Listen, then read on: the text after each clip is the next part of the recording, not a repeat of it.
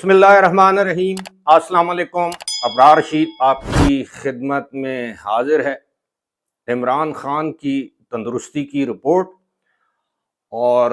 عمران خان تندرست کیوں ہیں، بیمار کیوں نہیں، ان پر تشدد کیوں نہیں ہوا، یہ سوچ کس کی ہے، اور لاہور میں ریپ کیوں نہیں ہوا، کیسے ہم احتجاج کریں۔ اور یہ ریپ والا جو معاملہ ہے یہ معمہ بن چکا تھا، لیکن اب آہستہ آہستہ اس کی گرہیں کھل رہی ہیں، اور اس کا سہرا بھی اب پی ٹی آئی پر ہے کہ ایک نہ ہونے والے واقعے کو فیک نیوز کے ذریعے یعنی جعلی خبر کے ذریعے عالمی سطح پر اجاگر کیا گیا، پاکستان کی بدنامی کی گئی اپنے ذاتی مقاصد کے لیے، لیکن اور ساتھ ہی ساتھ جمائمہ خان یعنی عمران خان کی پہلی اہلیہ کا شکوہ، یہ شکوہ انہوں نے کس سے کیا، کیوں کیا۔ لیکن اس سے پہلے بات کریں گے ایک تعیناتی کی، اور اس تعیناتی کے بعد کس قدر حالات تبدیل ہوئے، اور اس تعیناتی کے اثرات جو ہیں ہم سب کو محسوس ہو رہے ہیں، بلکہ سب کو نہیں، کچھ لوگوں کو محسوس ہو رہے ہیں۔ آپ کے علم میں ہوگا کہ 30 ستمبر کو، بلکہ آپ یوں سمجھیے کہ 1 اکتوبر کو، 30 ستمبر کو سابق D G I S I lieutenant general Nadeem Ahmed Anjum جو ہیں وہ اپنے عہدے سے ریٹائر ہو گئے، سبکدوش ہو گئے، اور اس کے بعد یہ اس عہدے کے سربراہ بنے لیفٹیننٹ جنرل عاصم ملک۔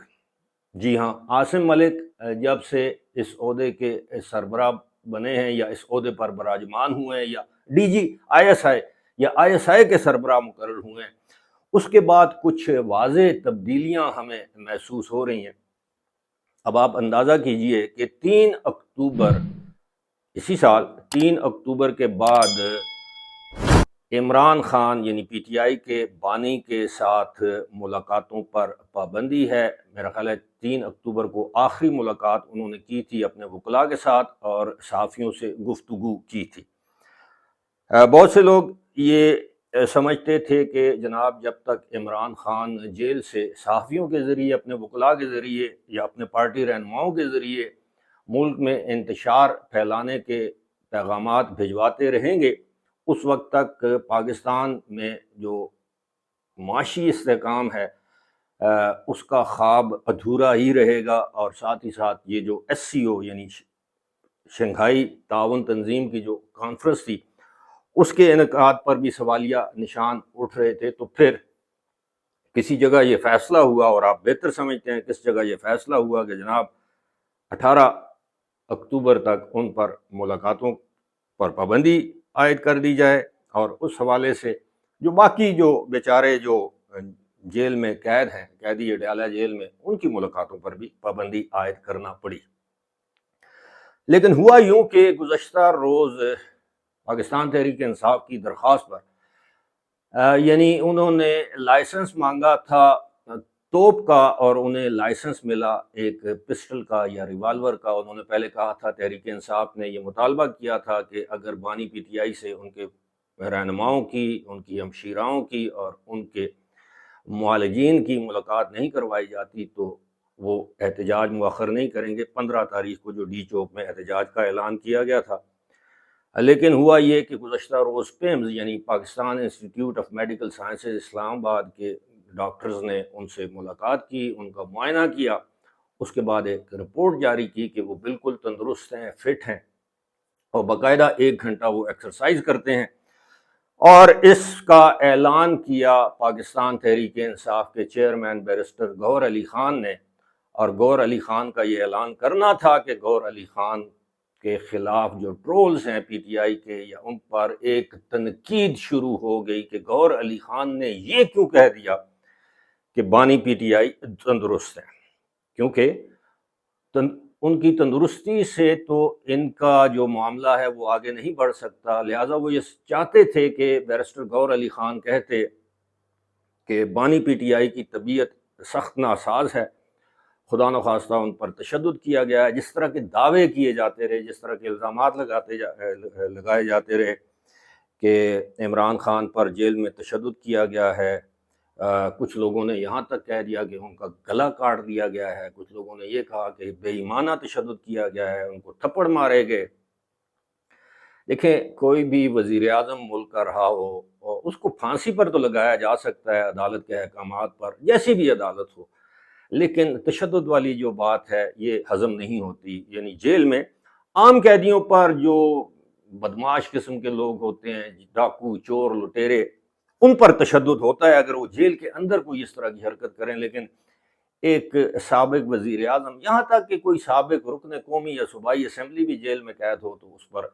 تشدد کا سوچا بھی نہیں جا سکتا۔ لیکن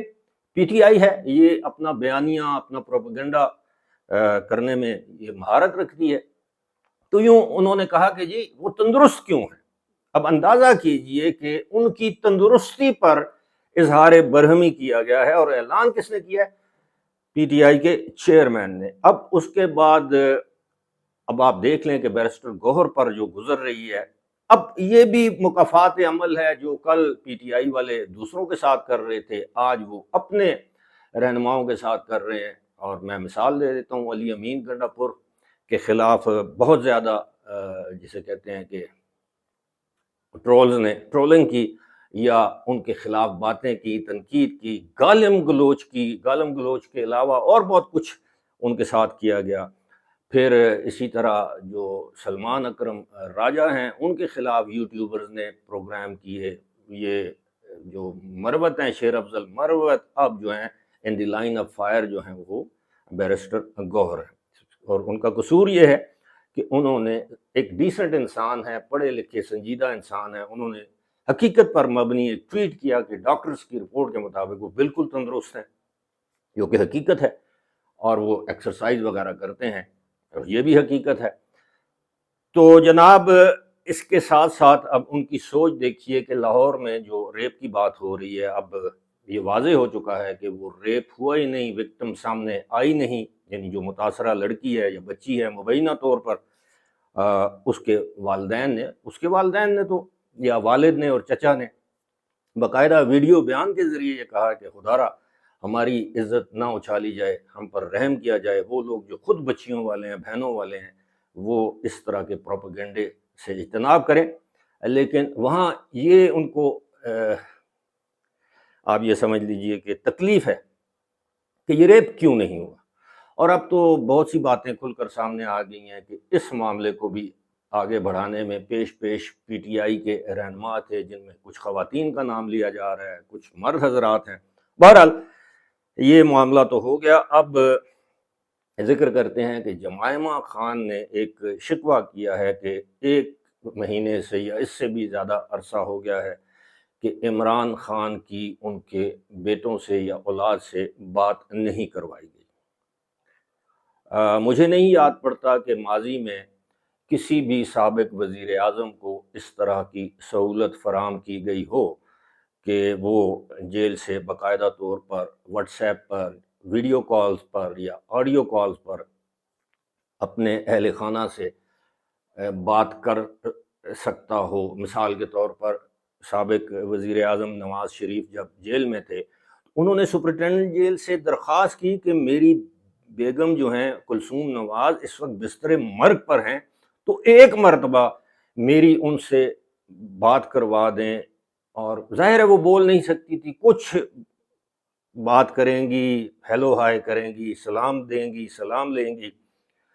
یا ان کے قریب جو لوگ موجود ہیں میری ان سے بات ہو جائے۔ تو سپرنٹینڈنٹ جیل نے کہا تھا کہ حضور میں ایسا نہیں کروا سکتا۔ اس کے علاوہ سابق وزرائے اعظم میں جو لوگ جیلوں میں رہے ہیں، ان میں آپ کو پتہ ہے کہ شاہد خاقان عباسی، کیا ان کی ملاقاتیں اس طرح کروائی گئیں، ان کی ٹیلی فون پر بات کروائی گئی؟ ہرگز نہیں۔ اسی طرح بہت سے رہنما ہیں، کیا سابق صدر آصف علی زرداری کی اس طرح فون پر باتیں کروائی گئیں اپنی اولاد سے یا کسی دوسرے شخص یا شخصیت سے؟ ہرگز نہیں۔ لیکن عمران خان کو یہ سہولت حاصل ہے، تو اب جمائمہ خان نے جمائمہ گولڈ سمتھ نے اب یہ کہا ہے کہ جناب ان کے بیٹوں کی ان کے جو سابق شوہر ہیں یا ان کے بیٹوں کا جو والد ہے اس سے بات نہیں کروائی جاتی۔ تو ہماری تو درخواست ہوگی جمائمہ خان سے کہ اگر بیٹوں کے دل میں باپ کے لیے اتنی ہی محبت ہے یا والد کے دل میں اتنی ہی تڑپ ہے بیٹوں سے ملنے کے لیے، تو ان کا شکوہ یا گلہ جائز ہوتا اگر ان کے صاحبزادے دونوں یعنی قاسم اور سلیمان جو پاکستان تشریف لاتے، پاکستان حکومت سے، پنجاب حکومت سے یا وزارت داخلہ سے اسی طرح درخواست کرتے جس طرح ابھی عمران خان سے ملاقات کے لیے درخواست کی گئی، یا درخواست نہ بھی کرتے تو وہ ان کے صاحبزادے ہیں، وہ جیل میں جاتے، ملاقات کی خواہش ظاہر کرتے، اور اگر پھر ان کی ملاقات نہ کروائی جاتی تو آج ہم بھی جمائمہ کے ساتھ کھڑے ہوتے اور آج ہم بھی آواز اٹھا رہے ہوتے کہ ایک والد کی برطانیہ سے آنے والے اپنے صاحبزادوں سے ملاقات کیوں نہیں کروائی گئی، ہم اس بات کی مذمت کرتے۔ لیکن 1 سال سے زائد عرصہ ہو چکا ہے، 5 اگست کو عمران خان گرفتار ہوئے 2023 میں، اور اب 1 سال اور تقریباً 2 مہینے سے بھی زیادہ وقت ہو چکا ہے، لیکن عمران خان کے بیٹے جو ہیں وہ پاکستان آئے نہ، انہوں نے ملاقات کی خواہش کا اظہار کیا، نہ پاکستان آنے کی خواہش کا اظہار کیا کہ وہ آنا چاہتے ہیں اور اپنے والد سے ملاقات کرنا چاہتے ہیں، بلکہ ہم تو یہ چاہیں گے کہ وہ آئیں اور پاکستان میں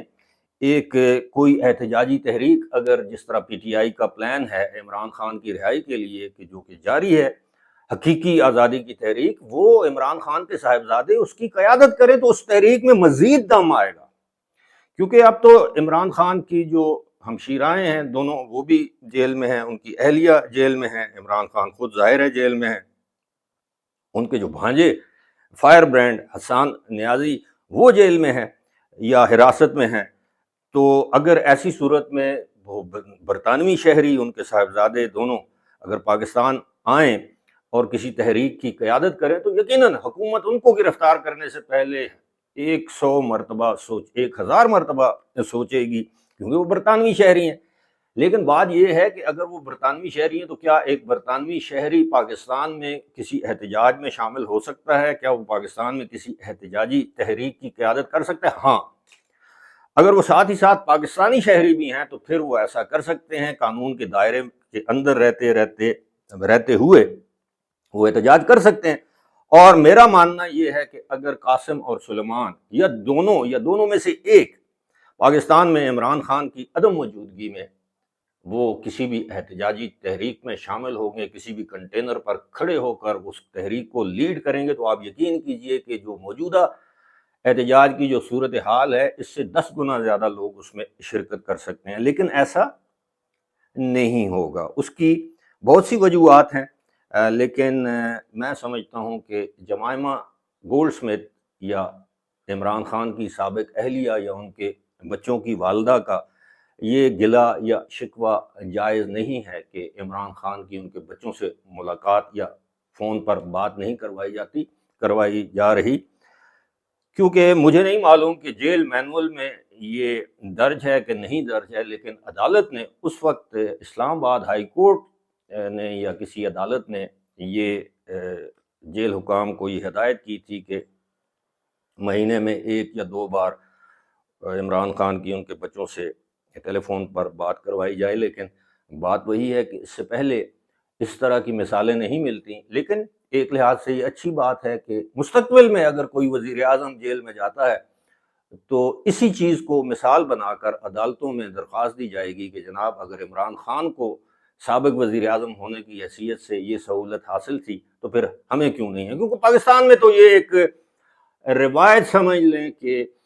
آج کا وزیر اعظم جو ہے وہ جب وزارت عظمیٰ کے عہدے سے ہٹتا ہے تو وہ پھر جیل میں جاتا ہے، اور یہ طویل عرصے سے آپ دیکھ لیں یوسف رضا گیلانی کی مثال ہے، خیر وہ تو وزیر اعظم بننے سے پہلے بھی جیل جا چکے ہیں، سزا کاٹ چکے ہیں، اسی طرح میاں نواز شریف ہیں، بے نظیر بھٹو ہے، آصف علی زرداری صدر رہے، اس کے بعد جیل کی ہوا کھانا پڑی، شہباز شریف جیل میں رہے ہیں وزیر اعلیٰ رہنے کے بعد، اب عمران خان کی باری ہے تو ممکن ہے کل عمران خان اقتدار میں ہوں اور موجودہ جو وزیر اعظم ہیں یا ان کے بعد آنے والے جو وزیر اعظم ہیں وہ جیل میں جائیں۔ لیکن میں ذاتی طور پر سمجھتا ہوں کہ اگر کوئی ویلڈ جینون کیس نہ ہو تو اب اس طرح کی روایات کو ترک کر دینا چاہیے، اور ایسی روایات اس وقت ترک ہوں گی جب پاکستان میں چارٹر آف ڈیموکریسی میں اس کا ذکر ہے، COD جسے کہتے ہیں، کہ پاکستان میں بھی ایک ٹروتھ اینڈ ریکنسیلیشن کمیشن بننا چاہیے، جس کے تحت جن لوگوں نے ماضی میں جو غلطیاں کی ہیں ان کا اعتراف کریں، ان پر معافی مانگیں، بالکل جس طرح ساؤتھ افریقہ میں ہوا تھا، اور قوم سے اور اللہ سے یہ وعدہ کریں کہ وہ آئندہ ان غلطیوں کو نہیں دہرائیں گے، سیاسی انتقام سے اجتناب کریں گے، اور ملک کی خاطر یہ سب کچھ کریں گے تاکہ پاکستان جو ہے وہ ترقی کی راہ پر گامزن ہو سکے۔ فی الحال مجھے دیجیے اجازت، خدا حافظ۔